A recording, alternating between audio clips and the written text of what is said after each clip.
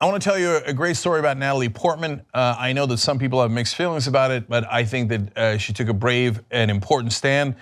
She was set to be honored in Israel with a Genesis Prize, and she has decided that she is not going to travel to Israel to accept that prize. And this led to a misinformation campaign by the right-wing government of Israel that is not at all surprising. It is that government that she is protesting anyway.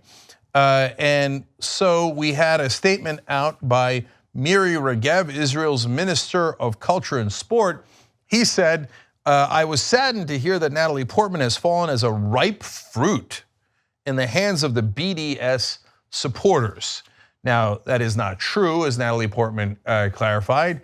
It's also a weird way to describe it, and as usual with most of the right wing, whether they're here in America or in Israel, weirdly insulting. And they do it over and over again. If you're not familiar, the BDS movement is boycott, divestment, and sanctions movement against Israel. People have different thoughts on that. A lot of folks in Israel, and not just the right wing despises it. But a lot of folks in Israel are concerned about that. Now, I understand why you'd be concerned if there was a movement to boycott the whole country. On the other hand, things that work usually involve financial incentives and disincentives. So if you don't like the analogy, that's okay, buckle up. For example, in apartheid, what worked was sanctions, because in South Africa, you did not have a king or a ruler like Saddam Hussein or Kim Jong-un. If you have a ruler like that, they don't care what happens to their people. In South Africa, you had more diffuse power. You had a ruling class in essence, and they were made up of business leaders. And when those business leaders got hurt financially, they got rid of apartheid.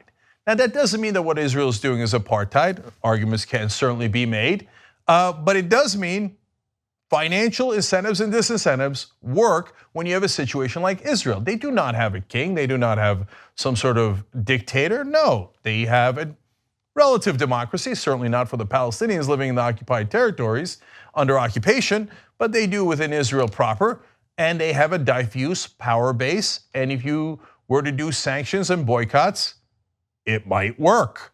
And that is exactly what the ruling class is worried about in Israel. So they panic over this. Now, Natalie Portman came out and clarified her position. She said, my decision not to attend the Genesis Prize ceremony has been mischaracterized by others. Let me speak for myself. I chose not to attend because I did not want to appear as endorsing Benjamin Netanyahu, who was to be giving a speech at the ceremony. By the same token, I am not part of the BDS movement and do not endorse it. Now, some will say, well, she didn't go far enough, she should endorse BDS. But that's her opinion and her position, and she's born in Israel, obviously has friends, family there, etc. And that's a decision she gets to make. And so, on the other hand, not going to get the award because you're gonna be on the same stage as Netanyahu and you don't wanna be on the same stage as him. That's a wonderful statement.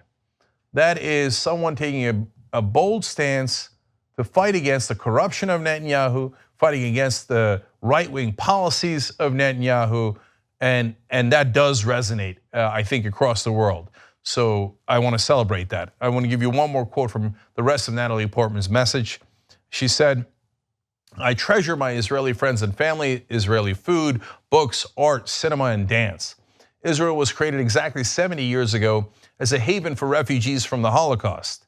But the mistreatment of those suffering from today's atrocities is simply not in line with my Jewish values.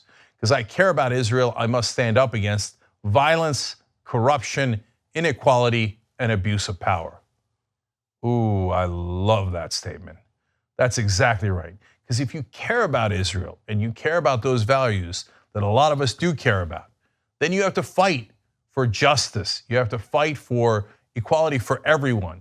You have to try to end the occupation that has gone on for so long and has not made Israel any safer.